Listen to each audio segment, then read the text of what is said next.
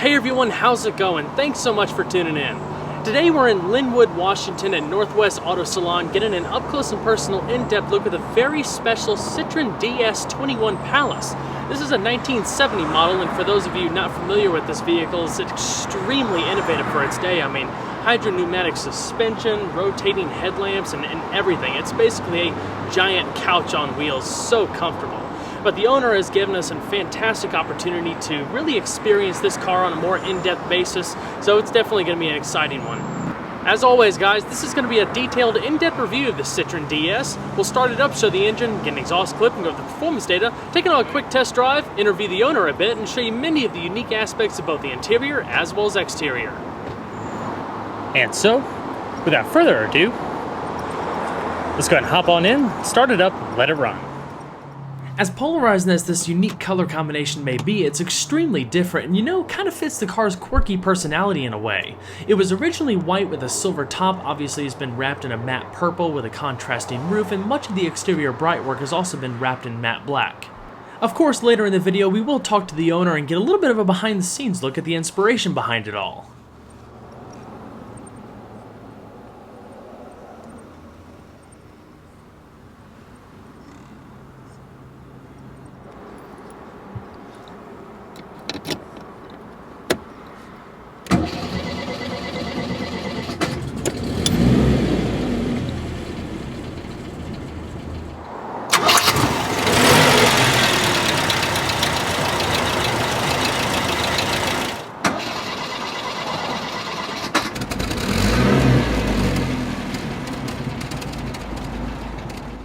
The Citroën DS first launched back in the mid-1950s and is one of the most fascinating cars I've ever had the pleasure of experiencing.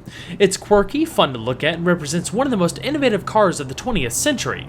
Skimming the general surface, there were 4 models, not to mention a variety of body styles over its 20-year production run, including the DS 19, 20, 21, and 23.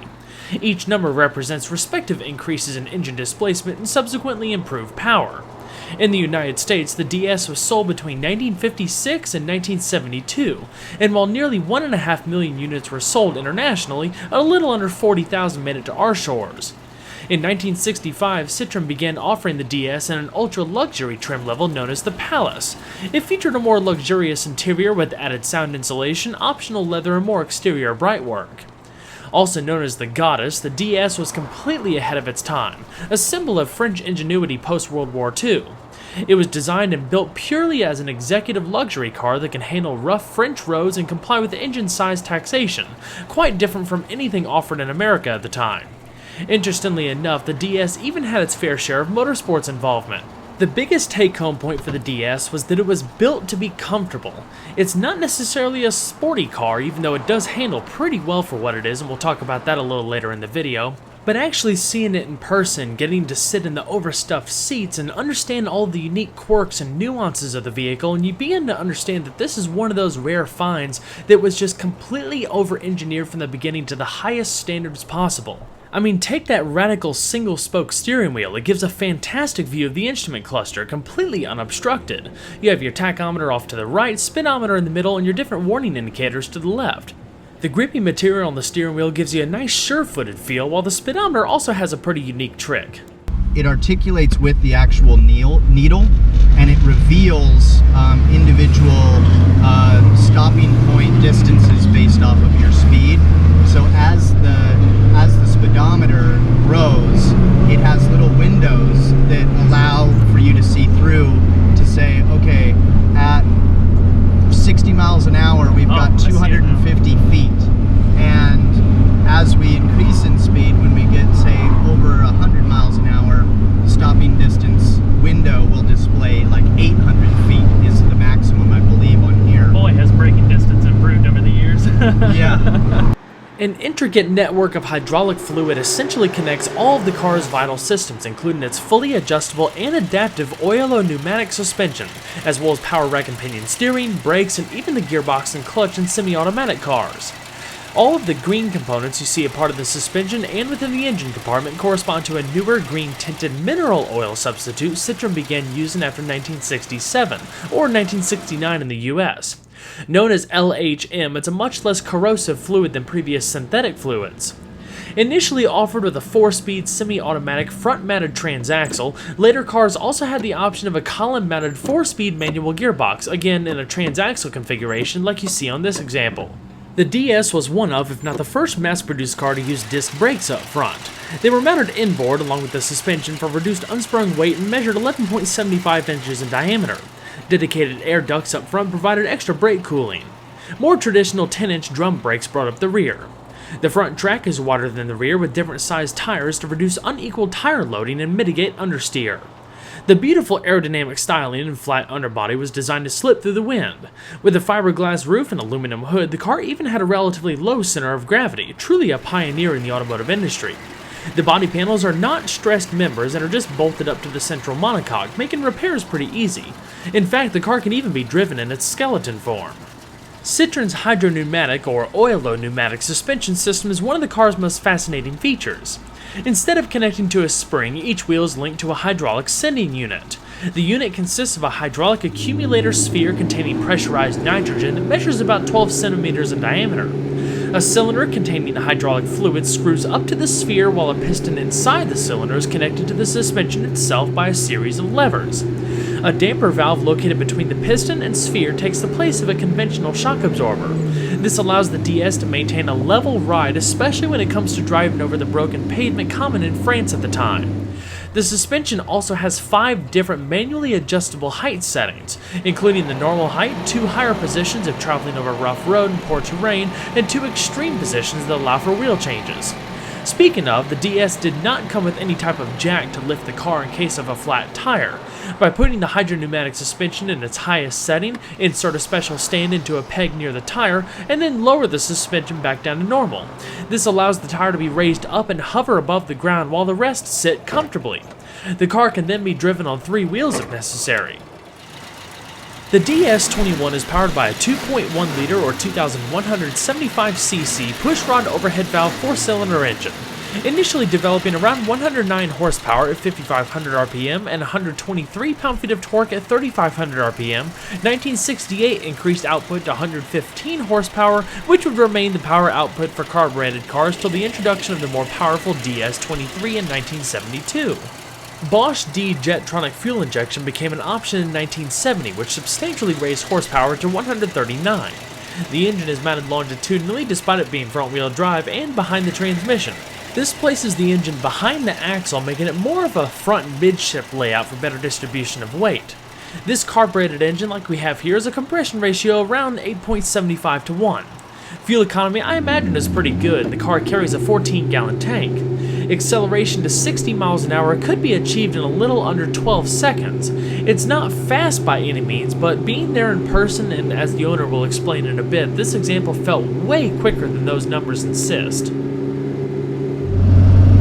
Actually feels like it has pretty good pickup to it. It does have good pickup.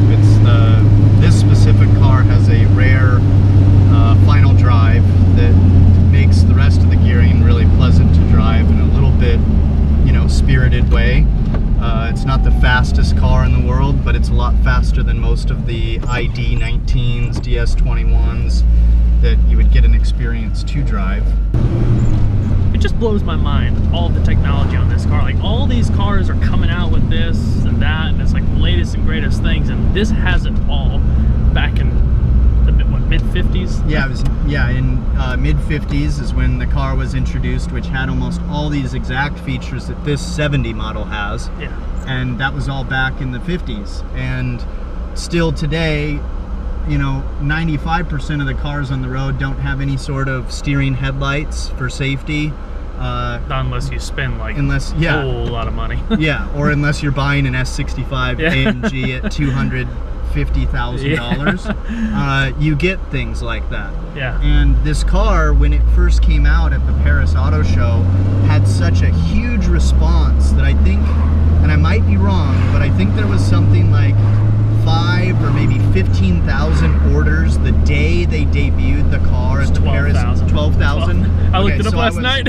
I was pretty close, going off memory. They had like 500 in the first 30 minutes or something. Well, yeah, because crazy. I guess, and I wasn't there in 1954, but I have talked to somebody who was at the Paris Auto Show at the debut of this car, an older gentleman, and he described the way that they unveiled the car was they described all the bells and whistles and all the features and everything, and then they showed people the car, and by the time people had heard, you know, a third of the descriptions of what this car could do in '54, people were wanting to buy it without even seeing what the car looked like, just because of safety and versatility and fuel economy and I think I already said safety, but just handling experience, ride quality, promise of everything, and they really delivered with this car.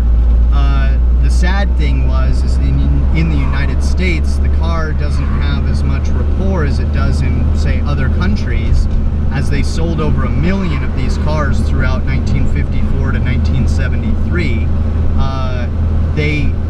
This car actually, you know, was mass produced, but in America nobody could keep them running because the way the French designed everything was unlike American or domestic cars. You couldn't take it to the Joe Schmo down the street or anything like that. No, and that's one lucky thing that I have with this car, was that it was taken care of well, you know, really well before I bought it, with almost using all original parts.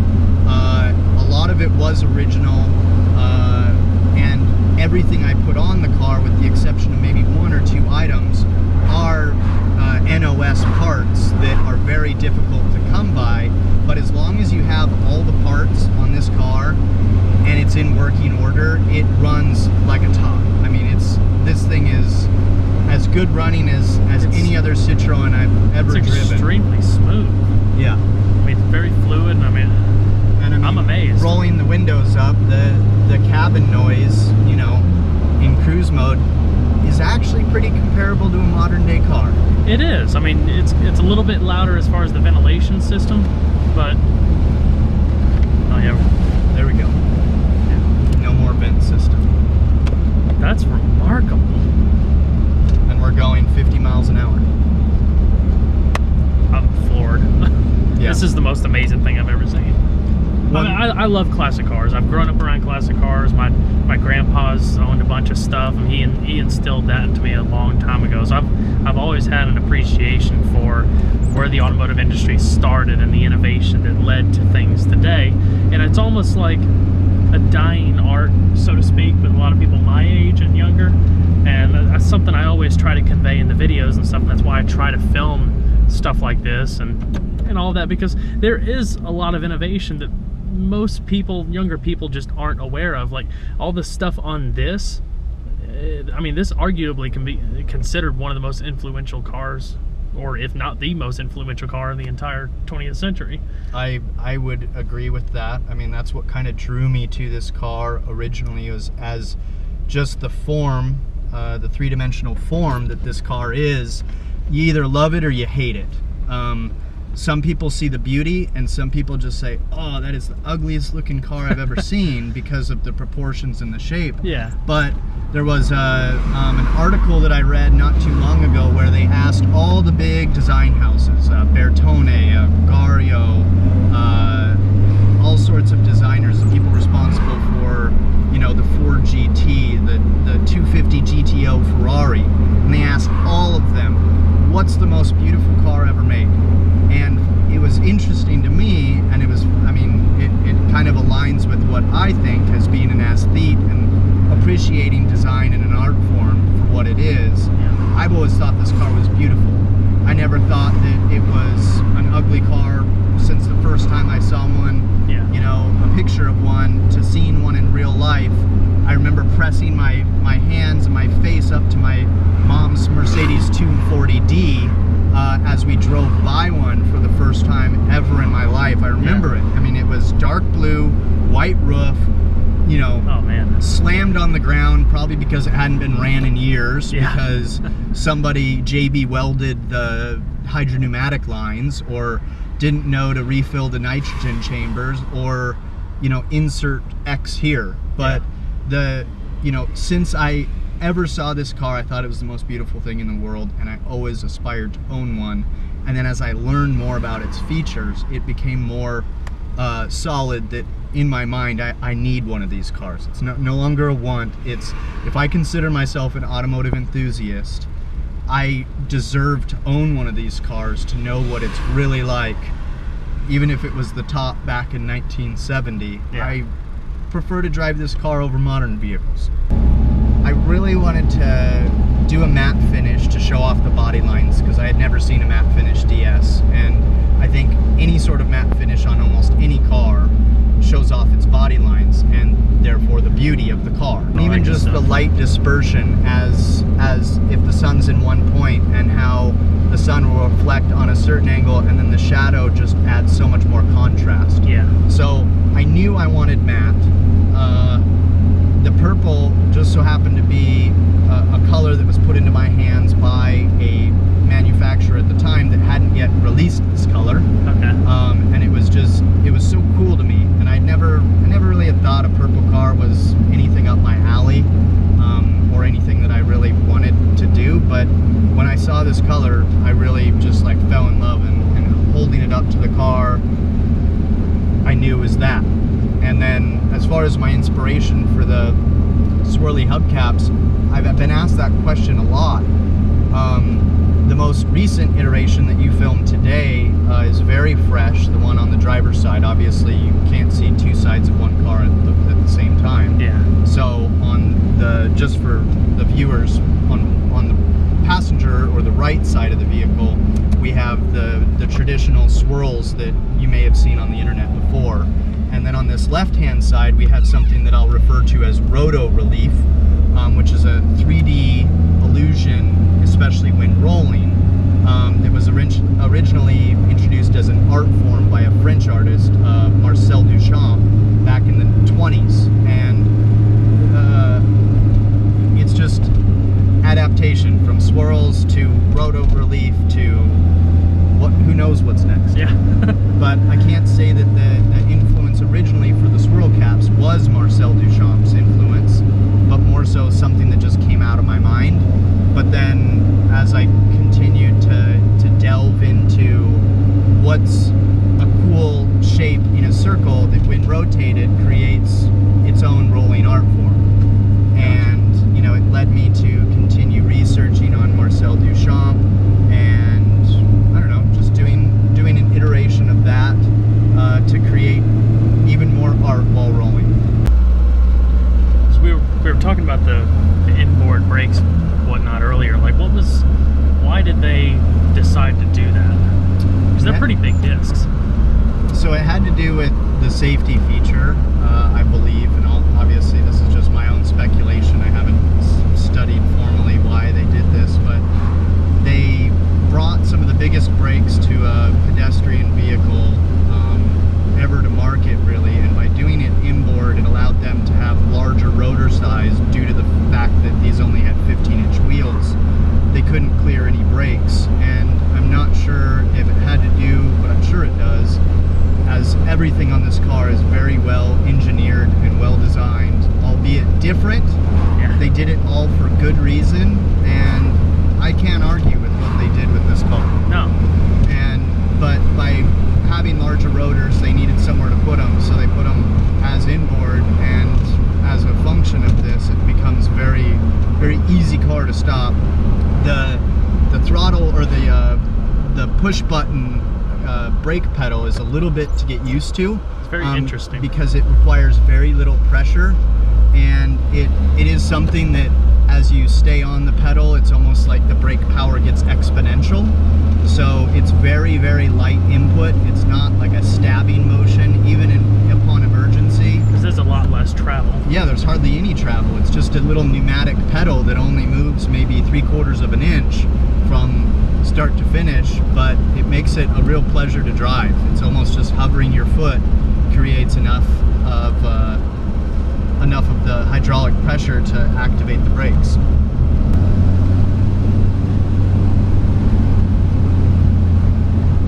And the car also naturally body rolls, but as it rolls, which from the outside of the car sometimes it looks a little crazy, but it really sinks into the corner as the suspension self-levels mid-corner. It almost allows the car to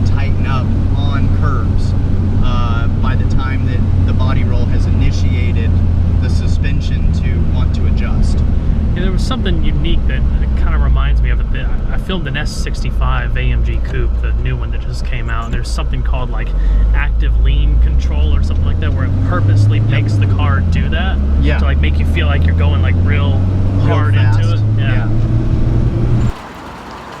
So let's get in and see how she sounds.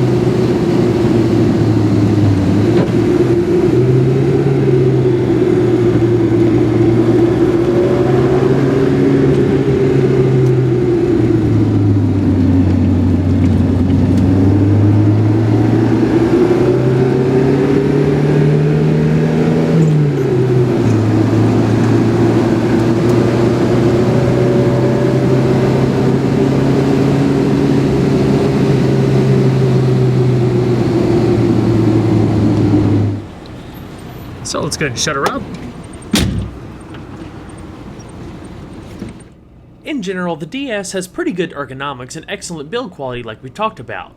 The dash is wrapped in soft touch material, and the floorboard is very broad, very flat, so you can basically stretch your legs across if you're the passenger, and there's some extra storage down below. The rearview mirror is positioned on top of the dash, and a radio was optional even though it didn't come in this particular car. The thin pillars mean excellent visibility all the way around. You have padded visors to go along with the soft headliner. I believe the DS did not feature air conditioning until 2002, but it did have a heater and a blower function, so you can turn on the fan, open up the vents on either side, and even get some extra fresh air in from the outside. An analog clock can be found in the dash, and your lighting controls to either side of the steering column. One pretty cool feature is the turn signals are actually mounted up in the C-pillars. Alrighty. Just gonna shut her down. And we'll check out the back seat.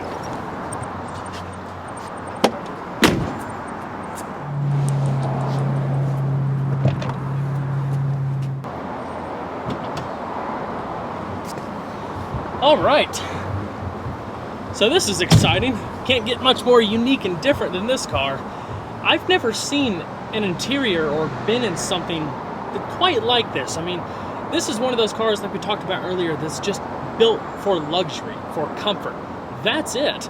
And especially in the back seat, I have never sat in a Rolls-Royce, Bentley, Cadillac, Lexus. It doesn't matter. Any car, any price point, nothing that I've been in is more comfortable than this car. I mean, this back seat is amazing. It's like this giant overstuffed couch. As far as interior room, this seat is raked back just a little bit, but I'm 5'10" and I still have at least 5.5 inches of leg space and maybe 2.5 inches of head space. It's quite abundant, despite its smaller car looking exterior. I mean, this isn't a giant Cadillac or anything like that, but it's surprisingly roomy. It's very efficient back here. Another thing too, the build quality. Being an older car, I mean, this interior for the most part is pretty original. The seats, door panels, all that kind of stuff is all original spec, and it's phenomenal. The attention to detail is lovely. This, I don't know what you would call this type of cloth material, but it's very smooth, very soft, almost like a velour type texture, I guess. Big chrome door handles, nice and easy to use. They work just like they would when they were brand new. All the padded vinyl trim across the door with the accent stitching, bright work. You have ashtrays on the bottom of the seats, and it's just a very open headliner too. It extends up a little bit more in the middle right here. You do have grip handle pulls right there and illumination mounted just above the B pillar with these beautiful chrome accented glass housed lighting elements. Even better, you have this super plush armrest right here, so you can just kind of kick back and nestle into this seat and just take yourself a nap on a cross-country trip. I mean, I just can't believe how awesome this car is. Another thing that's amazing, and again, this beats out any high-priced ultra-luxury car, Rolls-Royce, whatever. These floorboards are entirely padded, up front and back. And I don't mean just carpeted padding about that thick. There's like an inch of foam underneath the carpet. So when you're climbing in, you're stepping on this, your feet just sink down into it. With that being said, let's go and check out the rest of the vehicle.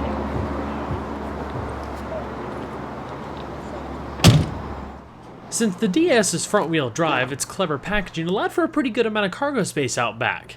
I would imagine you could fit probably 2 full-size sets of golf clubs. The floor is actually a little bit lower down below, so you have a bit extra height in the middle.